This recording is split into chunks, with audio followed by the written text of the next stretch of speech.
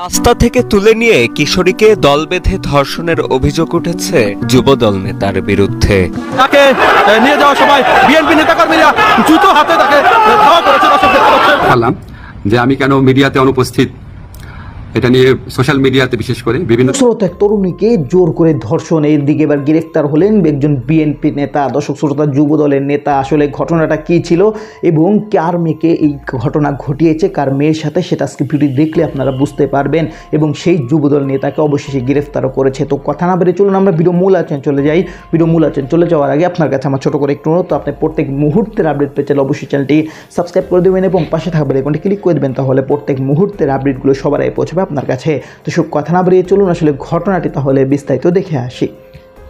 বরিশালে রাস্তা থেকে তুলে নিয়ে কিশোরীকে দল বেঁধে ধর্ষণের অভিযোগ উঠেছে যুবদল নেতার বিরুদ্ধে।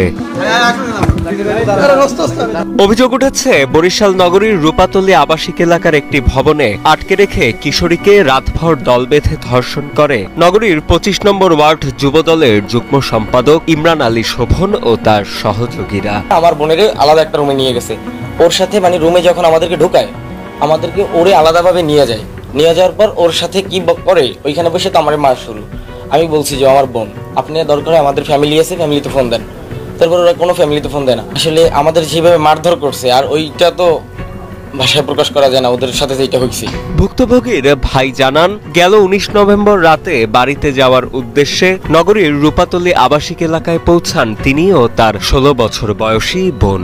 সে সময় এক বন্ধুর সাথে দেখা করতে তার বাড়িতে যান। বাড়ির দ্বিতীয় তলায় উঠলে বাড়ি মালিক যুবদল নেতা ইমরান আলী শোভন ও তার সহযোগীরা রাস্তায় দাঁড়িয়ে থাকা কিশোরীকে জোরপূর্বক তুলে নিয়ে একটি কক্ষে আটকে রাখে। ওরা আমার একটা রুমে নিছে, পরে ওরে আলাদা একটা রুমে নিছে, পরে আমার কাছে আমার বাইক আটকাইছে আর আমার ফোন নিয়ে গেছে। তো তারপরে ওদেরকে আলাদাভাবে নিয়ে আসছে, তারপরে আমাদের কাছে যাইতে নাই, সারা রাত আমাদেরকে মারধর করছে আর বলছে টাকা দাও, 50,000 টাকা বলছে বাইকের জন্য। প্রথমে মোটা অঙ্কের মুক্তিপণ দাবি করে, মুক্তিপণ দিতে না পারায় অভিযুক্ত শোভন ও তার সহযোগীরা মিলে রাতভর সেই কিশোরীকে দল বেঁধে ধর্ষণ করে। পরদিন সকালে বিষয়টি কাউকে না জানানোর শর্তে একটি খালি স্ট্যাম্পে সই রেখে ভুক্তভোগী কিশোরী ও তার ভাইকে ছেড়ে দেয়া হয়। ওই একটা লিখিত নিছে যে সকালের মধ্যে যদি 11টার মধ্যে যদি 50,000 টাকা না দেই তাইলে আমার বাইক ওরে দিয়ে দিতে হবে।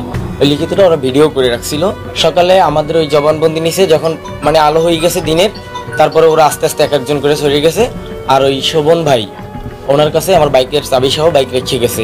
এই ঘটনায় থানায় ইতোমধ্যে একটি মামলা দায়ের করেছেন ভুক্তভোগীর পরিবার। পরবর্তীতে নগরীর রূপাতলী এলাকা থেকে অভিযুক্ত ইমরান আলী শোভনকে গ্রেপ্তার করে পুলিশ। এছাড়া বাকিদের গ্রেপ্তারেও অভিযান চলছে বলে জানান কোতোয়ালি মডেল থানার ভারপ্রাপ্ত কর্মকর্তা মোহাম্মদ মিজানুর রহমান।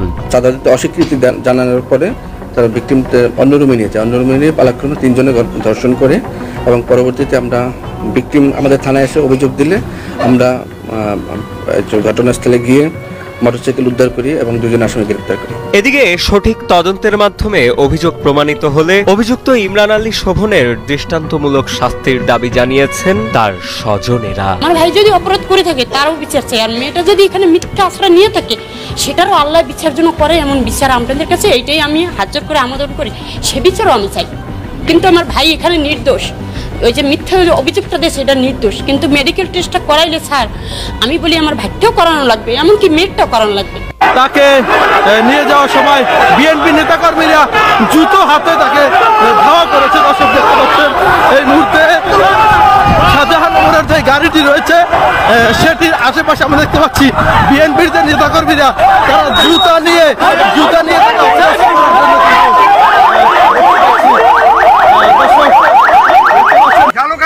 কোর্টে তার বিরুদ্ধে তার পক্ষে কোনো আইনজীবী দাঁড়ায় নাই। কারণ হলো সে হইলে কি বোনাবেক, সে হইলে কি বেইমান। এই বেইমান শাহজাহান ওমরকে জালুকারি সহ সারা বাংলার ছাত্র জনতা সাধারণ মানুষ এর ফাঁসি দাবি করছে।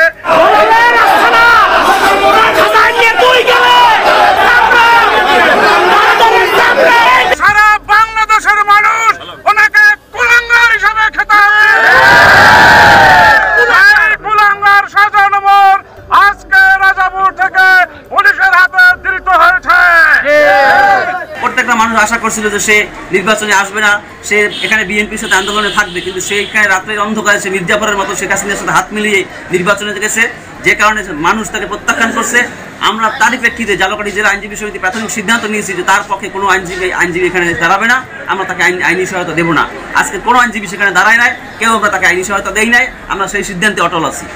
এই মির্জাফর বেঈমান, গাদ্দার, দালাল, ইতিহাসের সর্বকালের সর্বশ্রেষ্ঠ নিকৃষ্ট মানুষ হিসেবে তিনি বাংলার জমিনে, বাংলার আকাশে বাতাসে আখ্যায়িত হয়েছে। আজকে তার গ্রেপ্তারের মধ্য দিয়া আমরা আরেকটি ভাবে সুন্দরভাবে আমরা একটি মুক্ত জীবনযাপন করতে পারবো, যেহেতু সে ছিল বড় চাঁদাবাজ, বড় মুনাফিক। আমরা এই যে গ্রেপ্তার হয়েছে, আমরা ঝালকাঠির বিএনপি পরিবার যারা আছে, আমরা তাঁতি দলের পক্ষ থেকে আমরা সবাইকে ধন্যবাদ জানাই। আমরা সবাই সন্তোষ প্রকাশ করছি এবং দৃষ্টান্তমূলক তার। তো দর্শক, আপনার ভিডিওটি দেখলেন, ভিডিও দেখে যদি আপনার কোনো মন্তব্য থাকে তাহলে অবশ্যই কমেন্ট বক্সে আপনার মূল্যবান মন্তব্য জানিয়ে দিবেন। দর্শক, এখন আমরা পরবর্তী একটি ভিডিও দেখবো, যেটাতে আমরা আরও কিছু তথ্য আমরা জানতে পারবো। দর্শক, চলুন আমরা সেই ভিডিওটি বিস্তারিত দেখে আসি। বাংলাদেশের মানুষ ওনাকে কুলাঙ্গার হিসেবে খেতাব কুলাঙ্গার শাহজাহান ওমর আজকে রাজাপুর থেকে পুলিশের হাতে ধৃত হয়েছে। সারা বাংলাদেশের মতো ঝালকাঠির যারা শান্তিকামী জনগণ, জাতীয়তাবাদের আদর্শ সৈনিক, আমরা যারা আজকে এখানে উপস্থিত আছি, এই শাহজাহান ওমরের উপযুক্ত বিচার দাবি করছি।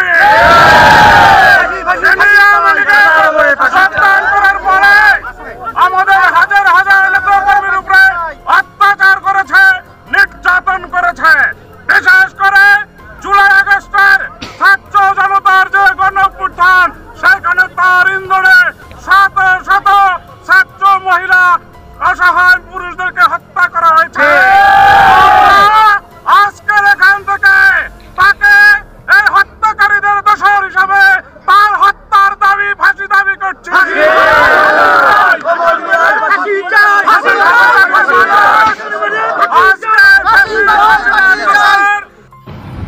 আসসালামু আলাইকুম। আমি বিভিন্নভাবে জানতে পারলাম যে আমি কেন মিডিয়াতে অনুপস্থিত। এটা নিয়ে সোশ্যাল মিডিয়াতে বিশেষ করে বিভিন্ন জল্পনা কল্পনা হচ্ছে এবং কেউ কেউ এই ধরনের আজগুবি কথাও বলছেন যে আমি নাকি বিদেশে চলে যাচ্ছি। আমি সবাইকে আশ্বস্ত করতে চাই যে এই ধরনের কোনো পরিকল্পনা, এমনকি চিন্তাও আমার মাথায় নাই, প্রশ্নই আসে না।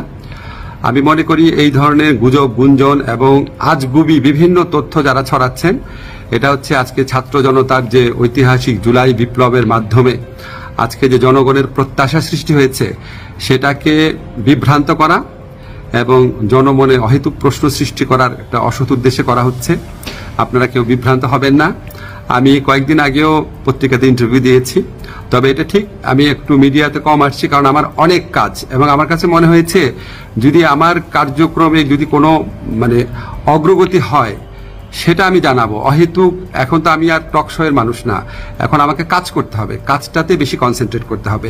তো আমার প্রবাসী কল্যাণ মন্ত্রণালয় এবং আইন মন্ত্রণালয় দুই ক্ষেত্রেই কিছু অগ্রগতি হচ্ছে।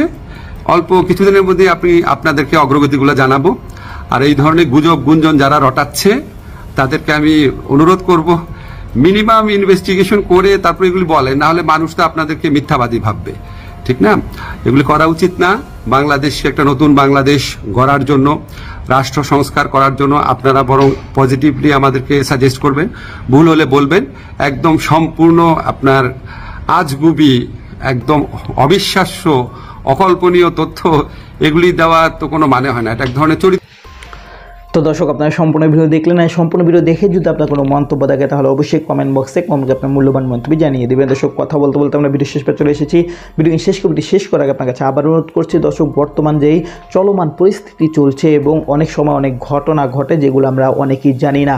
তো এগুলো জানতে হলে সবার আগে অবশ্যই আমাদের চ্যানেলটি সাবস্ক্রাইব করে রাখবেন এবং পাশে থাকা বেল আইকনটি ক্লিক দিয়ে রাখবেন, তাহলে প্রত্যেক মুহূর্তের এই আপডেটগুলো সবার আগে পৌঁছাবে আপনার কাছে। তো দর্শক, বিশেষ করে সবাই ভালো থাকবেন, সুস্থ থাকবেন। আল্লাহ হাফেজ।